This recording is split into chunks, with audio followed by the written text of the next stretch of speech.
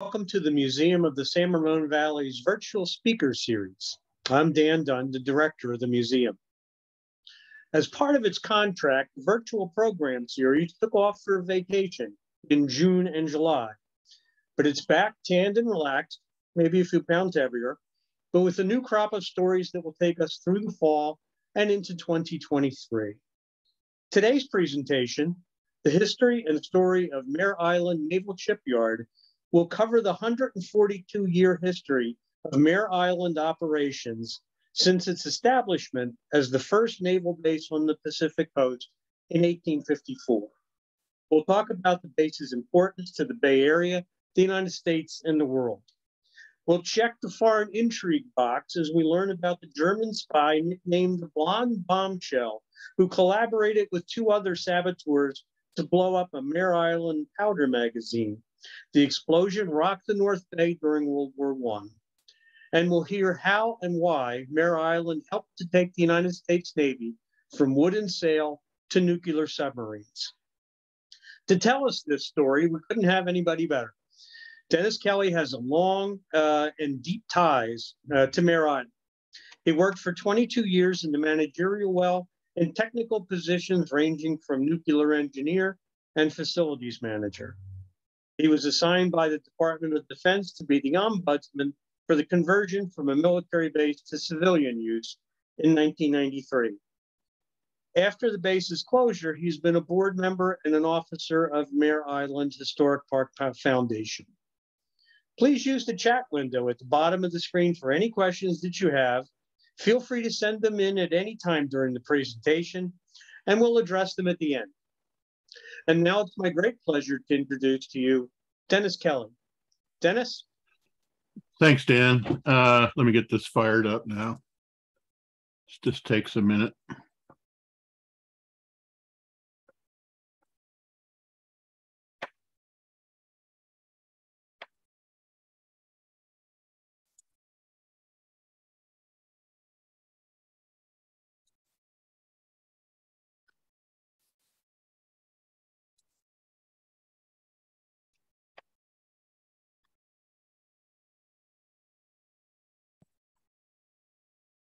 Sorry about that. It didn't do what I wanted it to do. Okay, here we go. So thanks again to Dan and the Museum of the San Ramon Valley for the opportunity to make this presentation about the former Mare Island Naval Shipyard. In this presentation, I'm going to briefly take you through Mare Island's 142 years of history and put that history into the context of the times.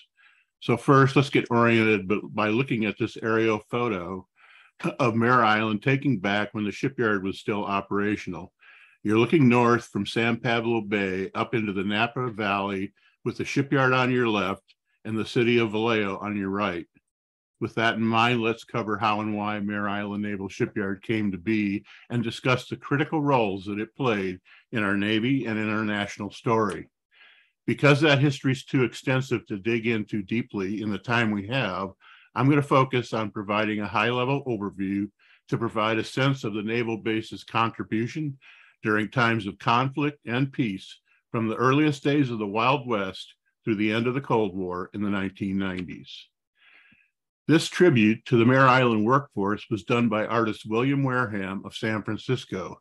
At the time of closure in 1996, it was placed on top of a hill on the south end of Mare Island you saw on the first slide, and it stands permanently pointing out to sea towards the Golden Gate Bridge.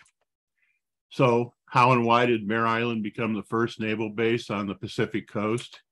Well, it began when the U.S. Congress declared war on Mexico following armed conflict over a border dispute in Texas. Upon hearing of the outbreak of war, Rear Admiral Sloat, whose fleet was anchored in Monterey, ordered his troops ashore to raise the American flag at the Monterey Customs House. The war raged for 2 years, and then in 1848, James Marshall discovered gold at Sutter's Mill in the California foothills. Independent of that discovery, negotiators finalized the Treaty of Guadalupe Hidalgo, ending the Mexican-American War and under that treaty, much of the Pacific Southwest, including California, was sold to the United States. Then, 2 years after that, California achieved statehood out on a completely undefended coastline. This map illustrates how California stood separated from the rest of the states by unsettled territories. And this photograph shows San Francisco in 1851 and the many ships in the harbor. Many of the ships were simply abandoned as crews slipped off to seek their fortunes prospecting for gold. There was no capability to dry dock any ship on the California coast, so the only option was to put the ship on a beach as the tide went out and to do repairs on the bottom. Obviously, you only had a short window of time before the tide would return. To show how isolated California was, anyone traveling here from the rest of the United States had three options: travel overland by wagon train, sail around Cape Horn, or sail to the Isthmus of Panama, travel by foot and boat across the isthmus, and then board another boat for transit to California. In 1852, the Secretary of the Navy ordered a naval commission to select a site for a naval yard on the Pacific coast, and that commission was headed by the same Commodore Sloat who had ordered the flag raised at Monterey 6 years before. The commission selected Mare Island, and in 1853, Mare Island was purchased and a sectional floating dry dock was built on the East Coast and brought in pieces on clipper ships to be assembled at the island. This picture shows the warship St. Mary's being raised out of the water in the dry dock. And this photo shows the Hanscom House, which was one of the first structures built on Mare Island for Navy contractors operating the dry dock. Following the selection of Mare Island as the site of the new naval shipyard, William P.S. Sanger, the civil engineer of the Bureau of Navy Yards and Docks, developed the plan you see here for the new naval shipyard. Commander Farragut was also selected to be Mare Island's first shipyard commander, and he headed for California with the Sanger plan by way of the Isthmus of Panama. Upon arrival in September of 1854, he immediately set to work constructing a shipyard on the barren island. For the next 4 years, he dealt with the challenges of obtaining skilled labor and materials necessary to construct the many buildings needed to make the Sanger plan a reality. This included the oldest building on the shipyard, the former smithery, located as shown by the red circle. That building served as a Mare Island Museum for 16 years until it was shut down, first by COVID and then by the city of Vallejo due to structural concerns. Then, in 1858, Farragut departed for Civil War fame, and as shown in this photograph, he had made considerable progress. In the photograph, you are looking to the west from Vallejo, with the shipyard in the background on the other side of the Mare Island Strait. And I'm going to turn on my laser pointer here for a second and just point out a few features. So this right here is the sectional floating dry dock. That dry dock sat on the Mare Island waterfront for about 50 years. And this smokestack right behind it, that smokestack is at the location of the smithery and former museum on Mare Island. These are officers' housing you see actually in a row, and then these are storehouses and other buildings. So you can see that Farragut made significant progress in the 4 years since he arrived on the island. And you can also see that the island itself is very barren. So the first warship to ever be built at Mare Island or on the West Coast was the gunboat USS Saginaw, as shown here in the only known photograph of her. Launched in 1859, she was a matter of tremendous pride for all Californians, as she was built with California materials and by California craftsmen. 2 years later, when the Confederate Army fired on Fort Sumter, the Saginaw, as part of the U.S. Asiatic Squadron, was far up the Yangtze River on a diplomatic mission to open China to U.S. trade. Recalled immediately, the Saginaw was put to work protecting gold shipments from Confederate raiders on the Pacific coast. 1870 found the Saginaw on Midway Island, and following that assignment, her captain decided to sail by the Kure Atoll 60 miles away to check for shipwrecked sailors. Due to an error in navigation, the Saginaw wrecked on the atoll in calm seas and at night. The would-be rescuers were now shipwrecked themselves. The gig of the gunboat was salvaged and converted to a decked-over sailboat to be used to seek rescue for the rest of the crew, and 5 volunteers set out to sail 1,000 miles to the Hawaiian island of Kauai to seek rescue. Starved and weakened, 4 died in the surf attempting a landing in Kauai, but coxswain William Halford survived and succeeded in obtaining rescue for the rest of the crew.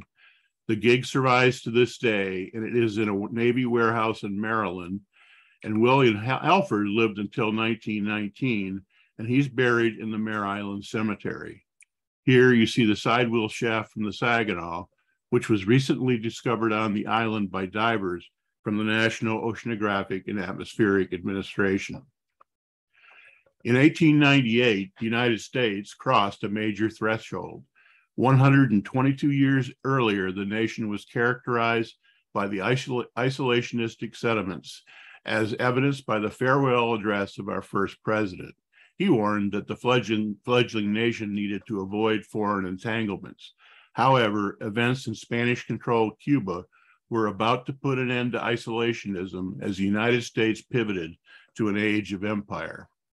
In this photo, you can see Mare Island as it existed in 1898. And I'm going to get my laser pointer out again.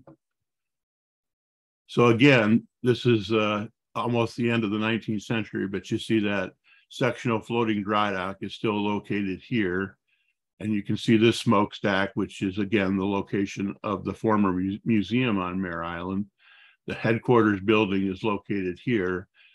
And you can begin to see some trees growing here in what is now called Alden Park.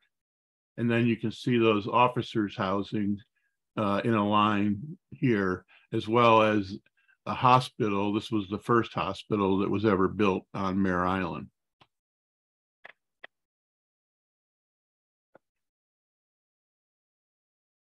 In this photo, you see the protected cruiser USS Olympia in the new granite dry dock as she completes outfitting and is commissioned. Then, in response to rising tensions associated with revolution in Cuba, the battleship USS Maine entered Havana Harbor, and just days later, the Maine exploded and sank with great loss of life. Suspicion of Spanish involvement put the U.S. Navy on a war footing, and out at Mare Island, workers went on around-the-clock shift structure to prepare ships for war. On March 28th, President McKinley reported to Congress the results of the Navy's Sampson Board of Inquiry, which blamed the explosion on a Spanish mine. And after working around the clock since February, the Mare Island workforce was given the night off on March 31st. And that night, around midnight, a major earthquake struck, damaging or destroying nearly every building on the shipyard. Then, just 1 week later, Spain declared war on the United States, and on May 1st, under cover of darkness, Admiral George Dewey, aboard his flagship USS Olympia, led the U.S. Asiatic Squadron into Manila Bay. In the early morning, Dewey's fleet was advancing while under fire from both shore batteries and the Spanish fleet when he spoke into the speaker tube, "You may fire when ready, Gridley." Within a couple of hours, the Spanish fleet was destroyed and the war shifted to Cuba and the Spanish fleet concentrations there. By December, the war was over, the Treaty of Paris was concluded, and U.S. hegemony over foreign territories was being celebrated in political cartoons and headlines. America had entered the age of empire. Empire meant that the United States needed a Navy capable of projecting power across tens of thousands of miles. In this photo, you see one of those ships rising in Mare Island's building ways in 1908. While Mare Island built ships since its establishment in 1854, the age of empire was a pivot point in the shipyard's evolution as a major building yard. It began when naval constructor Lieutenant Holden Evans stepped off the ferry in 1904 to report for duty. Not only was Evans highly motivated, but he was also a devotee of Taylor's scientific management, or what would become known as industrial engineering.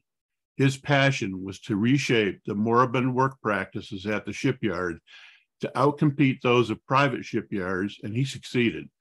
His opportunity began when the U.S. Army transport General Sherman ran aground off Barbers Point in Hawaii, ripping open her double bottom. Her hull needed hundreds of new plates drilled and thousands of rivets removed and reinstalled.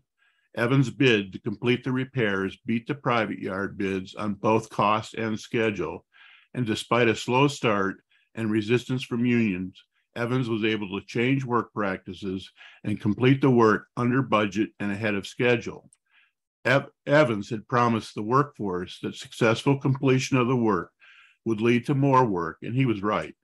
Successful completion of the General Sherman led to an opportunity to build a huge collier in direct competition with New York Naval Shipyard. The collier, by the way, is a ship designed to carry coal. New York Naval Shipyard was the premier East Coast shipyard, and Mare Island was expected to lose that competition as it did not have the facilities or experience of the East Coast yard. Wages were higher, and shipping costs and schedule impacts had to be absorbed for all the materials coming from the East Coast. Despite the challenges, Mare Island outperformed the East Coast yard and established itself as a major building yard. Then, in that same year, President Teddy Roosevelt's Great White Fleet arrived in San Francisco Bay to tremendous acclaim. The fleet was on an around-the-world voyage to exercise the fleet and demonstrate U.S. power. The fleet consisted of 16 new battleships and many other ships manned by over 14,000 men. Mare Island had been preparing for months to repair, provision, and coal the fleet before sending it on its way. In 1914, war broke out between the monarchies of Europe and I just realized my laser pointer's been on. Between the monarchies of Europe, and while the United States did not enter the war until 1917, Mare Island was put to work operating a boot camp for the Marines. The Marines you see in this photo are boarding transports to travel to the battlegrounds of France following U.S. entry into the war in 1917. Incidentally, when I first arrived for work on the shipyard, my office was in the building you see in the background on the right. When I worked there, it was the location of the nuclear engineering department, but at the time of this photograph, it was an electronics repair shop. The U.S. initially resisted pressure to enter the war despite outrages such as the sinking by a German submarine of the passenger liner Lusitania, carrying many American citizens off the Irish coast in 1915. Sadly, this was not an isolated case, as the Germans implemented a new form of warfare referred to as unrestricted submarine warfare in a nearly successful attempt to logistically strangle their opponents into submission. While the Allies never capitulated, over 5,000 Allied ships were sunk during the war. Then the United States entered the war in 1917, following a German plot to enlist Mexico as an ally, and Mare Island was put to work not only training Marines to fight the land war in France, but also turning its energy towards building and manning the many destroyers and destroyer escorts needed to protect troop ships and commerce from the submarine menace.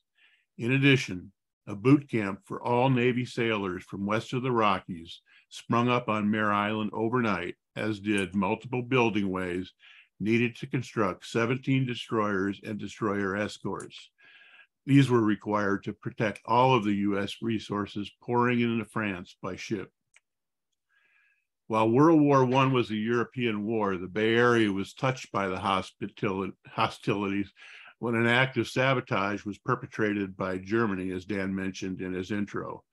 This photo shows the ordnance depot at Mare Island following a tremendous explosion on July 9th, 1917. If you're familiar with the island, the red arrow points at the location of the Mare Island Cemetery, Here, we zoom in on the chief gunner's house that has been destroyed and all its occupants killed. The story begins prior to U.S. entry into the war. The United States was shipping munitions to allies from a huge ordnance depot on Black Tom Island in New Jersey. In response, Germany dispatched a team of saboteurs, and in the early morning hours, a huge explosion rocked the facility, blowing flaming debris onto Ellis Island and so damaging the upright raised arm of the Statue of Liberty that it was closed to the public. The saboteurs consisted of a spy the British referred to as the Blonde Bombshell, who smuggled explosives, and two operatives by the name of Kurt Jenke and Lothar Witzke. Together, they had come to the West Coast and were targeting the ordnance depot at Mare Island. Just as they had done at Black Tom, they snuck on Mare Island in the early morning hours and planted explosives that detonated 300 tons of black powder in a massive explosion that blew out plate glass windows as far away as Petaluma. Incidentally, this picture of the explosion is not that explosion. It's a previous explosion. It's just the only picture I have of an explosion of a magazine on Mare Island. Everyone in the house of Chief Gunner McKenzie was killed, and they are buried together in the upper part of the Mare Island Cemetery, a short distance from where they perished. Despite the success of German submarines and the introduction of aircraft as a weapon of war during World War I, naval tactics continued to be structured around surface warfare and the post-dreadnought battleship. Mare Island was the only West Coast shipyard to ever build one of these capital ships, and another was also taking shape on the building ways when it was canceled due to the Washington Naval Treaty of 1921. As important as the battleship was, the U.S. Navy was evolving as warfare was moving both above and below the sea, and Mare Island was in the middle of that transition. This is one of my favorite Mare Island photographs, as it features the first Mare Island built submarine, the Nautilus, in the foreground, and the first aircraft carrier in our history in the background. The aircraft carrier was built at Mare Island as a collier and was converted to the carrier Langley soon after. Mare Island's relationship with submarines began long before the Nautilus, with a submarine flotilla operating at the shipyard just after the turn of the century.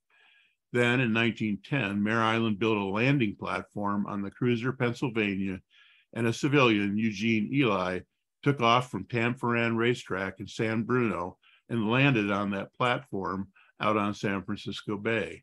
After a brief meeting with the captain, he then took off and flew back to Tanforan, proving that it was possible to operate an aircraft from a warship.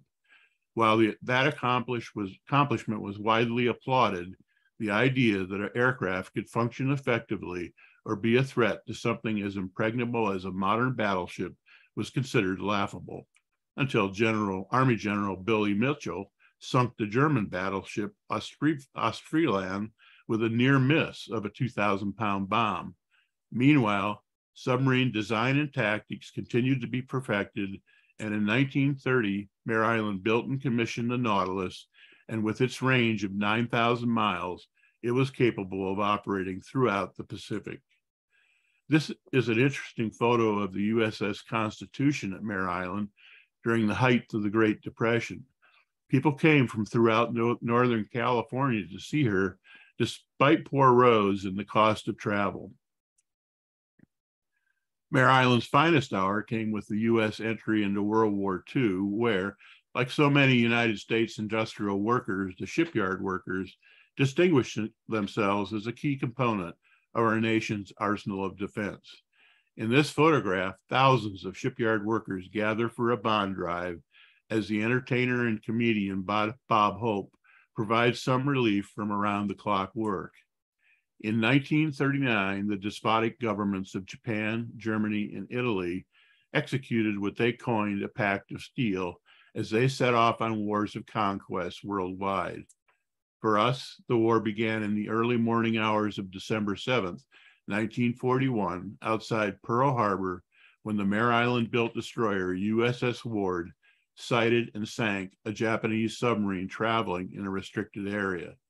While the Ward radioed a warning to her command, It was ignored, and Japanese aircraft achieved complete surprise an hour later when the aerial attack began. Word of that attack was first picked up around lunchtime on the continental United States by the huge antenna array that dominated the Mare Island skyline. The shipyard telegrapher was sent scrambling when he received the message in Mare Island's headquarters building across from Alden Park. Air raid on Pearl Harbor. This is no drill. And he began activating recalls and wartime protocols. Almost overnight, Mare Island's workforce swelled to 45,000 workers as hundreds of ships were repaired and built. So many ships were built in Bay Area shipyards that the combined output averaged a ship a day. And so many tank landing craft were built at Mare Island that if moored end to end, they would stretch for over 6 miles. Mare Island also built huge sectional floating dry docks that were towed far out into the Pacific to conduct repairs just outside the battle zones. For years, the battle raged. Then, following the bombing of Japan with 2 atomic bombs, on August 14th, 1945, the Mare Island workforce that was preparing for the invasion of Japan was startled to hear that the war was over. This short video captures the workforce as they head home to celebrate after the president gave workers 2 days off.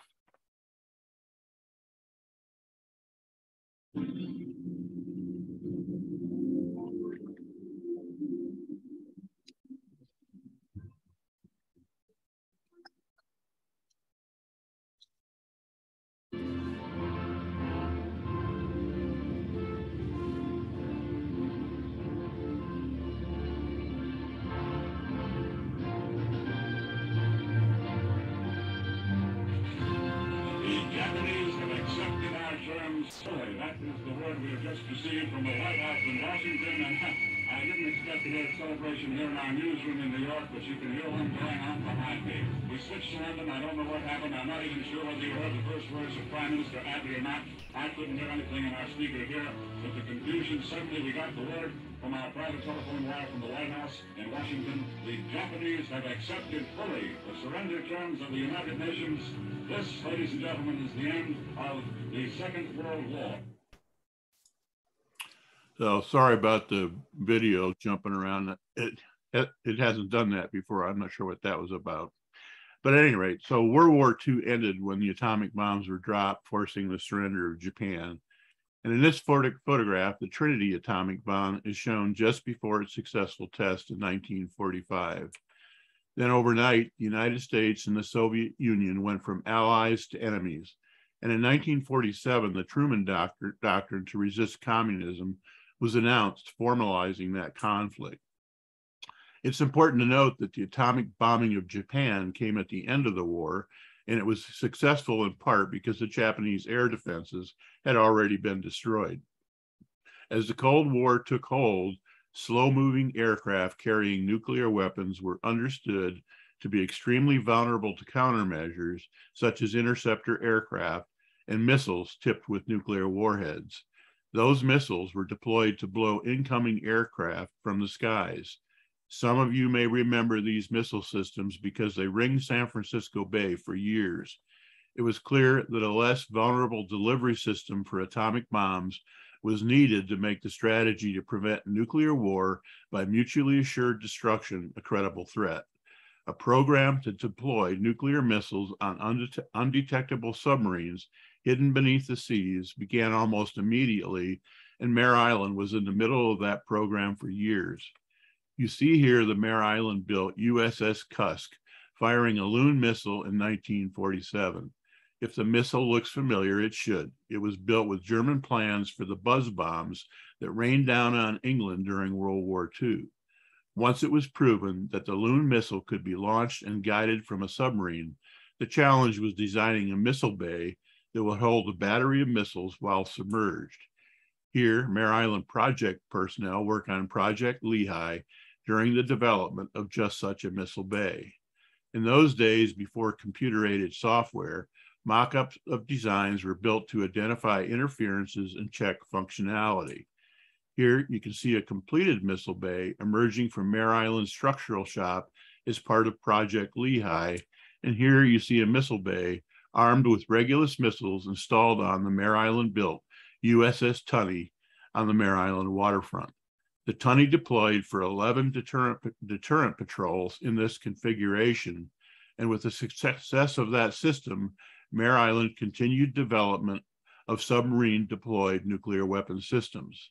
The next milestone achievement was the world's first purpose-built missile submarine, the USS Grayback, and that was filed soon after when Mare Island commissioned the only nuclear-powered Regulus missile-carrying submarine ever built, the USS Halibut. As remarkable as the Regulus missile program was, another program called the Polaris program soon eclipsed it, and Mare Island turned its attention to building a different type of missile boat. Like the Regulus program, the Polaris missile was designed to be carried by submarines, but the similarities ended there. The Regulus missile was a cruise missile fired from a surface submarine and was of limited range. The Polaris missile was a ballistic missile fired while submerged and of much greater range. Once a Polaris missile left its launch tube, it was unstoppable. In this video, you see a couple of ballistic missiles launched from a submarine. As each missile is fired, they streak into the upper atmosphere where multiple warheads are then released on their ballistic trajectory towards their targets.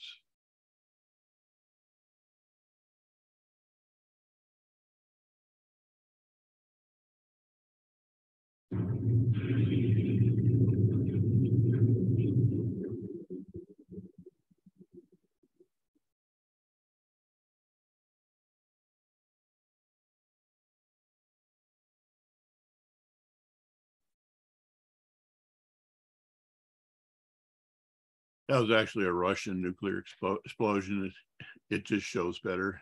At any rate, during the 1960s, Mare Island was focused on building the nuclear-powered ballistic missile submarine fleet that was central to U.S. nuclear strategic policy known as the Triad. Under the Triad, submarines constituted the most credible and survivable aspect of nuclear deterrence. And here you see the nuclear-powered fast attack submarine USS Guittaro after it sank pierside at Mare Island. The Guittaro was under construction at the time, and the sinking was caused by a lack of coordination between different work groups, resulting in one of the darkest hours in the shipyard's history. To add insult to injury, the popular comedy show Laugh-In awarded Mare Island their Flying Finger of Fate award for this incident. The crews of the Guittaro euphemistically referred to her as Mud Puppy, and because of the sinking, a brewery located on Mare Island has capitalized with a beer named the Mud Puppy. Just as important as Mare Island was in developing and fielding a key component of the Cold War strategic policy, the shipyard also played important roles in many other areas. The shipyard prepared and analyzed many of the ships used in the atomic bomb test at the Bikini Atoll during the 1950s. And in addition, 17 nuclear-powered submarines were built, including Vallejo's namesake, the Fleet Ballistic Missile Submarine, USS Mariano G. Vallejo, which you can see here at her launch in 1965. And here you see Miss Patricia McGettigan, General Vallejo's great-great-granddaughter, as she christens the submarine and it begins to slide down the building ways as thousands of people on both sides of the river cheer her on.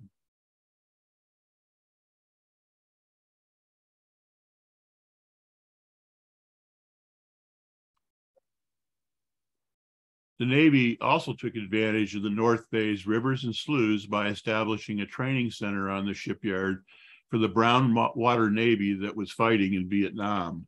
Tiger teams were routinely sent around the world to repair battle force warships and keep them on station, while back at Mare Island, operations went on around the clock, overhauling and repairing ships. In the 1970s, the Navy was publicly researching saturation diving with its Sea Lab projects, But as those projects went on, other highly classified programs capitalizing on that capability operated from the shipyard. These programs were a joint operation of the Navy, the Central Intelligence Agency, and the National Security Agency, and were of such importance that they eventually involved over 20% of the shipyard's workforce. This is Parche, the Navy's most decorated submarine ever, off San Francisco as she returns from a mission. Mare Island cut this submarine in half and inserted a classified hull section referred to as plug. That hull section allowed saturation divers to operate from within the ship. And part of what those divers were doing was an operation codenamed Ivy Bells that involved placing modules such as this next to Soviet undersea cables and recording military communications. Those recordings were rushed to analysts in Washington, D.C. when the ocean engineering boats returned to Mare Island, and they are credited with helping to lower Cold War tensions through a better understanding of Soviet intent. This picture of the tap is available because it was on display in the Soviet Museum of the Great Patriotic War in Moscow. The Soviets recovered the tap when a former National Security Agency intelligence analyst turned traitor, Ronald Pelton, sold out our country for $37,000. The ocean engineering program also modified the deep submergent vehicles such as Seacliff to triple their design depth to 20,000 feet. The submersible was classified, but an enterprising young officer somehow got the famous San Francisco stripper, Carol Doda, onto the shipyard for this photo op, much to the chagrin of security personnel. The end for Mare Island came with the dissolution of the Soviet Union. Despite many attempts at reform, the weaknesses of the underlying Soviet economy could not be overcome, and in 1991, the Soviet Union collapsed, and with that collapse, the Cold War was over, and our military entered a sustained period of decline. 2 years later, in 1993, the Department of Defense released its base closure list, which included the shipyard. Once released, supporters of the shipyard's only hope was for an independent commission to find that the Department of Defense had deviated from its own force structure plan, and that did not happen. In June, the commission voted unanimously to close Mare Island. The flag was hauled down for the last time on April 1st, 1996, and Mare Island was closed. Mare Island is a place with many historic features and buildings, but as written by the last shipyard commander, its real legacy is the thousands of people who came together over 142 years to positively influence and impact events worldwide. Here you see the USS Baton Rouge. She was the last ship to be docked at Mare Island Naval Shipyard before its closure a year later, and she was headed for the scrappers' torches as part of the drawdown that would cut the size of the fleet in half. Thank you for your interest in Mare Island Naval Shipyard and how it factors so importantly into the establishment of our country's presence on the Pacific coast while projecting that presence worldwide. This iconic photograph captures a critical moment in time as U.S. Marines plant the flag atop Mount Suribachi on the Japanese home island of Iwo Jima. The bloody invasion of Iwo Jima was the culmination of a naval and island hopping campaign that ended the brutal Japanese war of aggression in the Pacific during World War II. As battle continued to rage, this flag was pulled from a landing craft and run up to the mountaintop for all to see. Put on display in a case at the National Marine Corps Memorial in Washington, D.C. decades later, it was discovered that the welt of the flag was labeled with Mare Island Flag Loft. Its place on the logistical chain and its role in that battle make this flag a fitting metaphor for Mare Island's 142 years of service, building and maintaining the fleet and providing the men and material necessary to implement our nation's strategic objectives. See firsthand where history happened at Mare Island, tour the Mare Island Historic District, and hold your event at one of our amazing venues. or support us in our mission to build greater unity and increase mutual understanding of our shared heritage. And that is it. Thank you, Dennis. That was terrific. I particularly, we, as everybody knows, we practice these things, and you and I talked on, I guess it was Monday. And I particularly like the combination of the still photographs and the videos that you were able to put into the presentation. They were excellent. Thanks.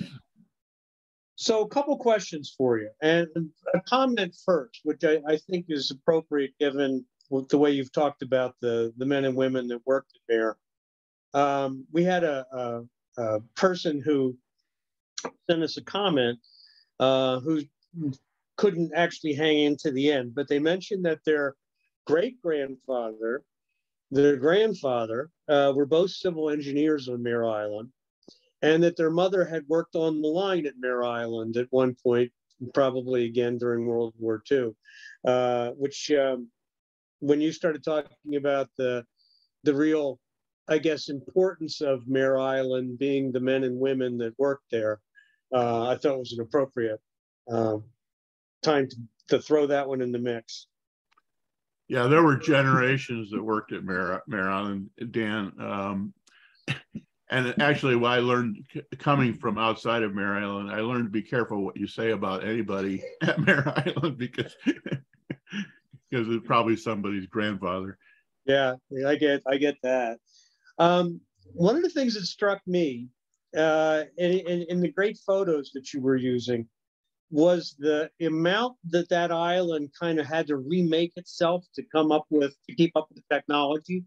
I mean, you go from the smithery to the antenna array, to the missile base, to the dry docks. Good stuff.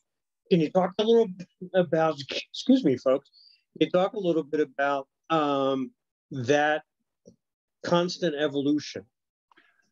Well, yeah, Mare Island had to evolve with the technology of the time. So essentially, when Mare Island was first built, there the Navy was steamships and sailing ships, and they were powered by steam engines, and those were fired by coal.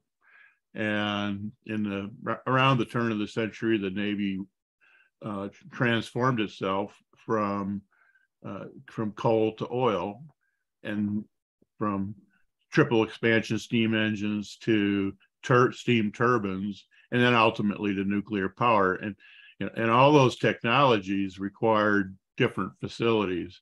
So, so in addition to transforming the facilities to handle all those different types of technologies, the design or the industrial engineering changed. So when you look at the first buildings on the shipyard, they all had their own steam power plant.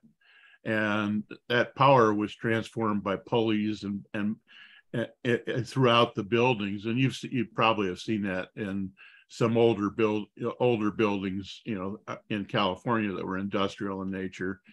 But again, around the turn of the century, the technology went to centralized power, and there was a centralized power plant. And so all those old pulleys and all that neat stuff went away. So it was a constant evolution, while at the same time the island was growing.